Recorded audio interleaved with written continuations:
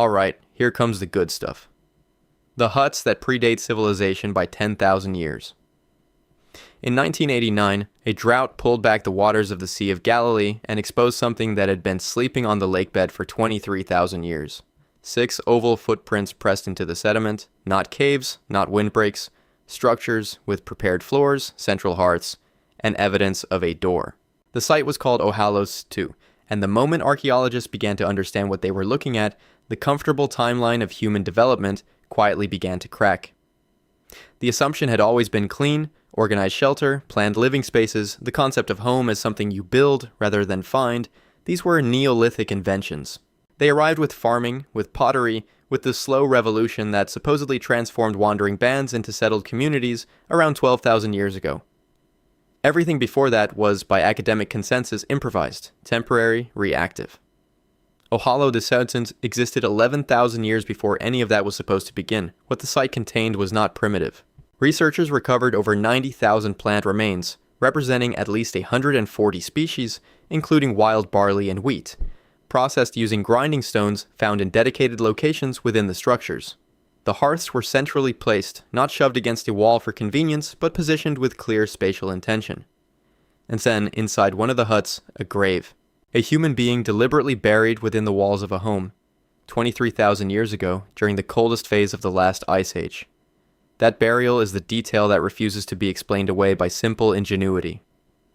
Moving your dead to a separate location is practical. Keeping them inside your home is philosophical.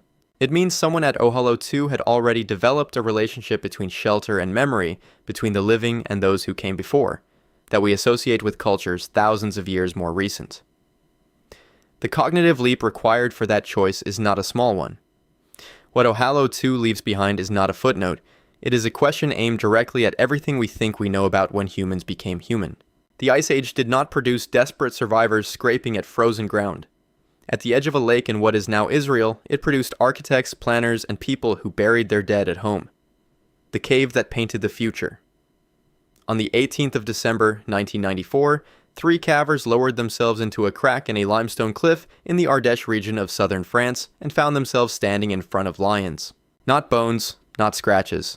Paintings, rendered with shading, with perspective, with a compositional intelligence that stopped the 3 of them cold.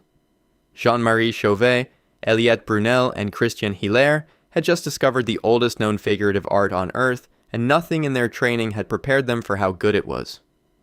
The assumption archaeology had quietly relied on was a graph of progress. Early humans made crude marks, later humans made better ones. The line moved upward over time, and the oldest art should therefore be the most primitive. Chauvet destroyed that graph entirely. Dated to approximately 36,000 years before the present, the paintings inside are not early attempts, they are masterworks, and art historians who have spent careers studying the Renaissance have said so without qualification. A single wall at Chauvet holds 17 rhinoceroses overlapping in a composition that creates genuine depth. A pride of lions is rendered mid-stalk, their muscles implied through subtle variations in ochre pressure. Before painting, the artists scrape the cave wall smooth to create a better surface, demonstrating not instinct but deliberate aesthetic preparation. One bison is drawn with 8 legs, a technique for conveying motion that European artists would not rediscover for 35,000 years. The cave was intentionally sealed by a rockfall around 21,500 years ago and remained untouched until the day Chauvet and his colleagues descended. Walk deeper into the cave and the ground preserves something more intimate than art. A child's footprints in the clay floor, walking alongside the paw prints of a wolf. Whether companion or predator, no one can say, but they walk together through a chamber lit only by fire, past paintings that have now outlasted every civilization that rose after them. Chauvet does not ask us to lower our expectations of the past. It asks us to raise them significantly. If the people who painted those lions 36,000 years ago were our cognitive equals, which the evidence clearly suggests they were, then the silence between their world and ours is not a story of progress. It is a story of catastrophic forgetting. The cathedral they sealed underground. On the 12th of September 1940, 4 teenage boys followed a dog into a hole in a hillside in the Dordogne Valley of France and emerged into a chamber that made their schoolteacher weep. Marcel Ravida, Jacques Marcel, Georges Agnel, and Simon Coencas had found Lascaux, a cave complex so extraordinary that when the world eventually learned of it, the comparison reached immediately for the sacred. Archaeologists dated the paintings to approximately 17,000 years before the present. What no one expected was the engineering required to make them. The standard image of Ice Age art assumes improvisation, a figure crouching in firelight, pressing pigment to stone with a finger or a rough brush. Lascaux systematically dismantles that image. The cave complex stretches 230 meters, and its painters moved through the entire space with architectural intentionality, treating room by room as a distinct visual field to be planned, not merely decorated. The Hall of the Bulls alone contains the largest Ice Age animal painting ever found, a single aurochs measuring 5.2 meters in length. To paint it, the artists needed height. Archaeology confirmed what the scale demanded. Holes for wooden poles remain in the cave walls at elevations no standing human could reach. Evidence of scaffolding constructed specifically to access the upper stone. Over 600 images fill the cave, painted with composite pigments prepared from multiple minerals, applied with brushes, pads, and blowpipes for fine detail work. And above one of the painted bulls, a cluster of dots has drawn the sustained attention of researchers since astronomer Michael Rappengluck first published his analysis in 1997. The dots match the Pleiades star cluster in position and number, placed exactly where the Pleiades would have appeared in the sky 17,000 years ago, according to calculations of stellar drift. The cave was closed to the public in 1963 after carbon dioxide from 1,200 daily visitors began destroying the paintings. A precise replica, Lascaux therefore, opened in 2016. The original remains sealed, which is perhaps appropriate.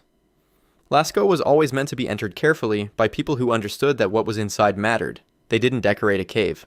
They built a cathedral, and they remembered the stars well enough to put them on the ceiling. The kiln that existed 15,000 years before the Pottery Age. 26,000 years ago, in what is now the Moravia region of the Czech Republic, someone discovered that clay mixed with bone ash, placed into a fire at the right temperature, hardens into something permanent. They built a kiln to test the discovery.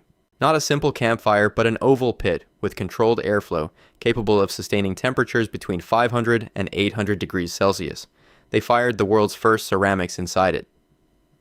Then, for reasons archaeology cannot explain, the technology vanished, and humanity would not fire ceramics again for another 15,000 years. The site is called Dolní Věstonice, excavated beginning in the 1920s by Karel Absalon of the Gravettian culture period. The objects recovered from the kiln changed what researchers thought they knew about the cognitive range of Ice Age people. More than 10,000 ceramic figurine fragments were recovered at the site, including the Venus of Dolní Věstonice, a small female figure that remains the oldest known ceramic sculpture in the world. But it is not the Venus that most disrupts the timeline. It is what else was fired inside the kiln. Animal figurines deliberately made wet and placed into the intense heat, where they exploded. Researcher Pamela Vandiver and her colleagues documented this in a landmark 1989 paper in Science, concluding that thermal shock from wet clay in a hot kiln produces a sharp, dramatic crack, and that the pattern of breakage was intentional rather than accidental. The kiln was not primarily a production facility. It was, at least in part, a ritual instrument, a machine for controlled destruction, for making something and then spectacularly unmaking it as an act of ceremony.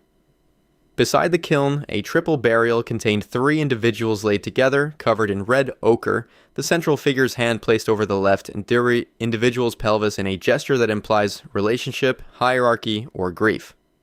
Ceramic firing is the foundational technology beneath pottery, brick-making, and eventually metallurgy.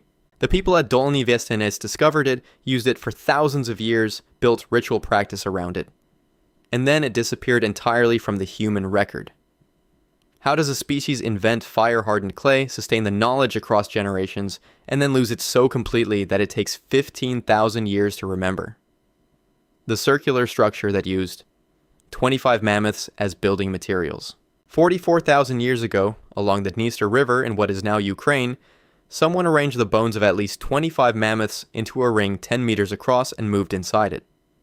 The site is Molodova the Shur, excavated in the 1950s and 60s by Soviet archaeologist Alexander Chernish, and the numbers it produced were precise enough to force a reckoning with everything archaeology believed about the builders. 116 mammoth bones carefully selected and deliberately placed, skulls forming the outer wall, shoulder blades used as roofing supports, jaw bones interlocked at the base in a specific pattern designed to distribute structural load. The world archaeology expected to find 44,000 years ago was one of reactive, instinct-driven survival. Neanderthals, the most likely builders given the date and the region, predating the arrival of anatomically modern humans in this part of Europe, were understood as capable but cognitively limited. They used tools. They buried their dead in at least some cases. But architecture, the deliberate translation of structural knowledge into built form, was supposed to be beyond them. Moldova Waneza is not a bone pile. The selection of bones shows clear criteria, certain types for the base, others for vertical support, others for the roof. Collecting, transporting, and placing 116 large bones, many weighing hundreds of kilograms, requires planning across time, the communication of design intent between individuals, and a shared concept of interior versus exterior space. These are not instinctive behaviors, they are architectural ones. And inside the finished ring, researchers found 15 separate hearths. Not one fire hastily lit for a single night, but 15, distributed across the interior in a pattern suggesting prolonged communal habitation. The 15 hearths are where the standard explanation runs out of road. A temporary shelter does not need 15 fire locations. A structure with 15 hearths is a communal space used simultaneously by multiple groups or occupied continuously across extended periods.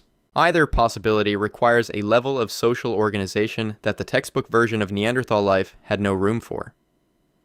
The species we called primitive built a ring of mammoth bones, lit 15 fires inside it, and stayed. The only thing primitive about that is the label we gave them, the Arctic settlement that should have been uninhabitable. 32,000 years ago, at 71 degrees north latitude, deep inside the Arctic Circle, in what is now northeastern Siberia, people were not retreating from the cold, they were living in it, hunting woolly mammoths and cave lions across a landscape where winter temperatures dropped to negative 40 degrees Celsius or lower, carving ornaments, engineering weapons. The site is called Yana RHS, discovered in 1993 near the Yana River and excavated by Vladimir Pitulko and colleagues beginning in 2001. And it is the oldest known human settlement in the Arctic by a margin that continues to unsettle researchers. The model that dominated Ice Age archaeology for most of the 20th century placed humans as climate followers, spreading into new territories as conditions allowed, retreating when the cold advanced. Yana does not fit that model. The last glacial maximum had not yet arrived when these people settled here, but conditions were already extreme by any modern standard, and the artifacts they left behind are not those of desperate survivors making do with whatever was at hand. Rhinoceros horn foreshafts recovered from the site are precision-engineered weapon components designed to attach to a shaft, absorb impact on use, and be replaced when damaged. This is not improvisation. It is a modular weapon system, the concept of interchangeable parts, applied 32,000 years ago in the Arctic Circle. Alongside the foreshafts, researchers found ivory tools and carved personal ornaments, objects that serve no survival function, objects that require leisure time, social stability, and a community secure enough to value beauty alongside utility. A 2019 study published in Nature confirmed that the genetic lineage represented at Yana contributed direct ancestry to the first peoples of the Americas, making this frozen settlement one of the origin points for the population of an entire hemisphere. Researchers estimate the community at Yana numbered approximately 500 individuals, a stable, substantial population, not a wandering band of refugees blown north by misfortune. They chose the Arctic, or were born into it across generations, and they thrived there on their own terms. If the most hostile environment on Earth was home to 500 people with modular weapons and jewelry 32,000 years ago, the question worth asking is what exactly we think we mean when we say civilization had not yet begun. The village that burned before villages were supposed to exist.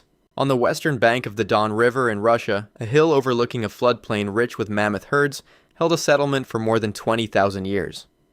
Not a single visit, not a seasonal camp. A place people returned to, built upon, rebuilt, and kept returning to across a span of time longer than the entire recorded history of human civilization.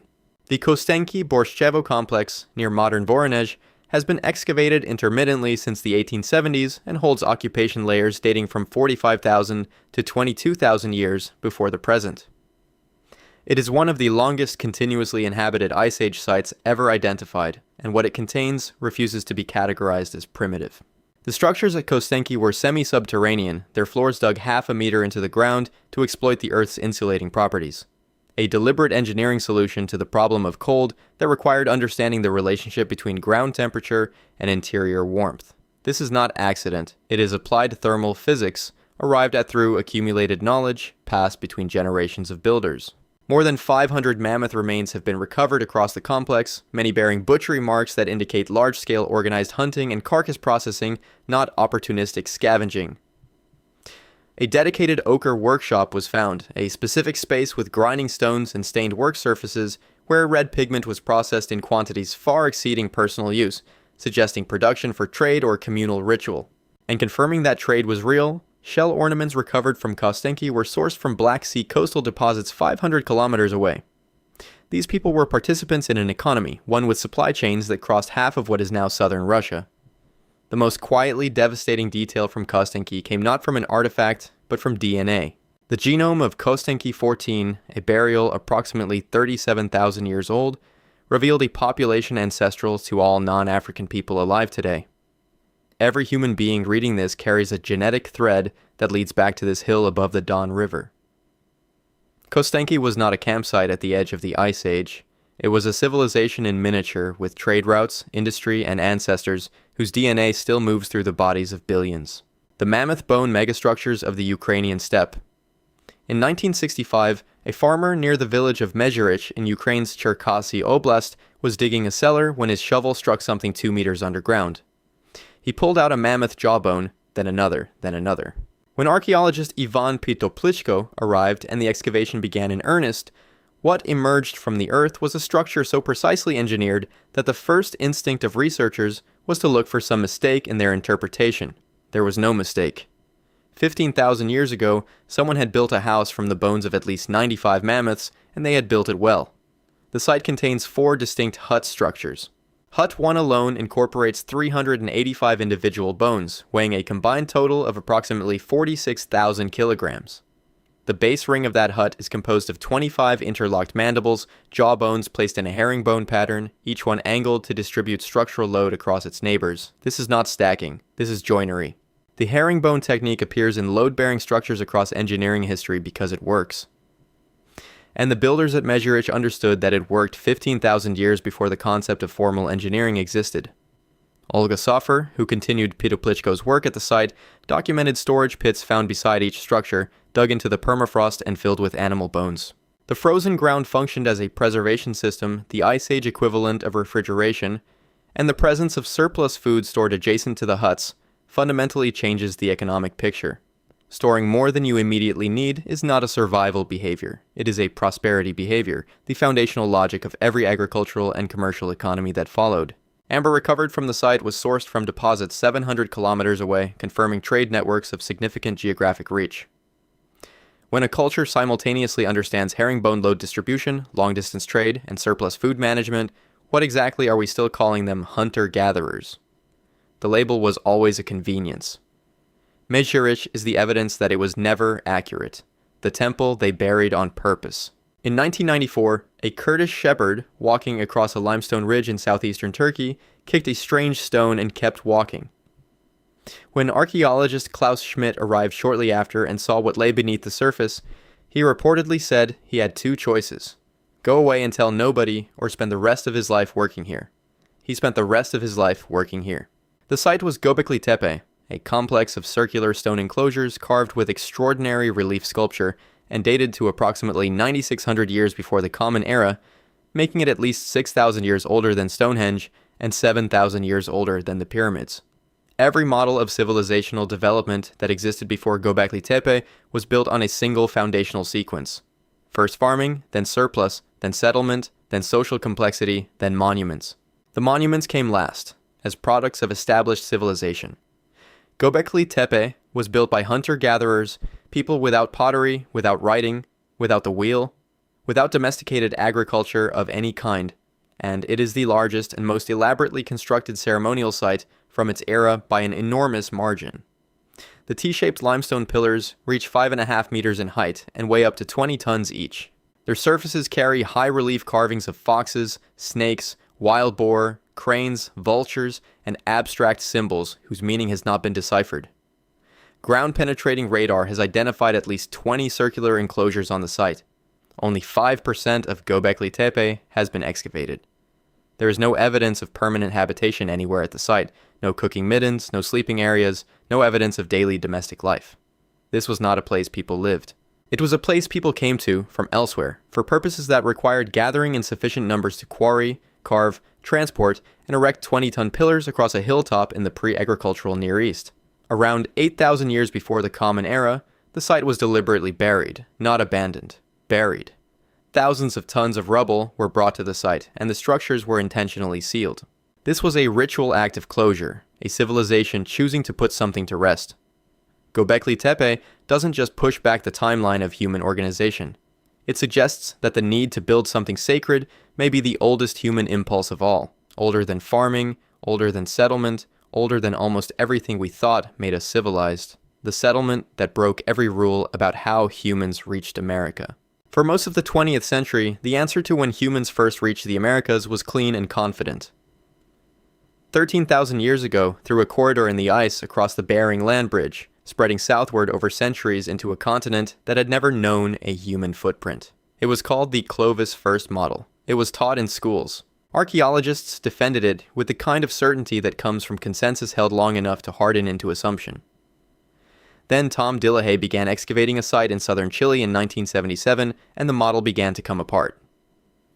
The site is Monte Verde II, located in the Los Lagos region of Chile, 16,000 kilometers from the Bering Strait. It dates to approximately 14,600 years before the present, at least 1,000 years before the Clovis culture appeared anywhere in North America. The mathematics of that gap are the problem no subsequent model has cleanly solved. If people were already living in southern Chile at 14,600 years ago, they could not have walked there through Canada. The ice-free corridor that Clovis first required did not open until 13,000 years ago. They had to have come another way. The organic preservation at Monteverde is exceptional, waterlogged conditions, protecting materials that normally vanish entirely from the archaeological record. Wooden stakes, knotted reeds, animal hides, 22 species of edible plants. Among the plant remains, seaweed and marine algae from coastal waters 90 kilometers away, evidence that the inhabitants either traveled regularly to the coast or maintained trade relationships with communities who did.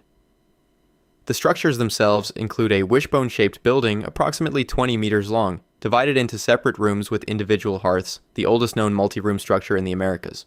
Mastodon bone and hide confirm that the inhabitants were hunting Ice Age megafauna that would be extinct within a few thousand years. A separate and deeply contested layer at the site, Monte Verde I, has been tentatively dated to 33,000 years before the present. If that date is ever confirmed, the entire history of human migration becomes a question rather than a settled answer. But Monte Verde II alone is sufficient to rewrite the story. It doesn't just move the date, it moves the entire argument.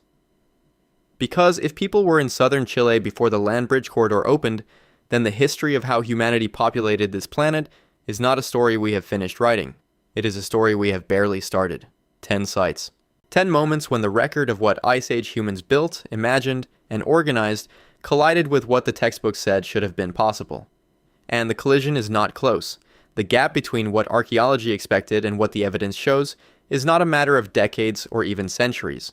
It is measured in the thousands of years that separate the moment a technology or structure or settlement appears in the record from the moment it was supposed to exist.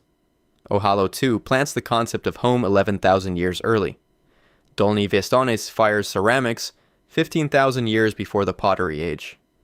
Monte Verde places a multi-room settlement in southern Chile before the route to get there was open. What connects all of them is not conspiracy, and it is not coincidence. It is the persistent underestimation of what the human mind was capable of long before the systems we call civilization existed to contain it. The architecture was never the achievement. The thinking behind it always was. The evidence has been in the ground this entire time, patient and specific, waiting for the tools to find it and the willingness to believe what it says. Subscribe, and we will keep following it wherever it leads.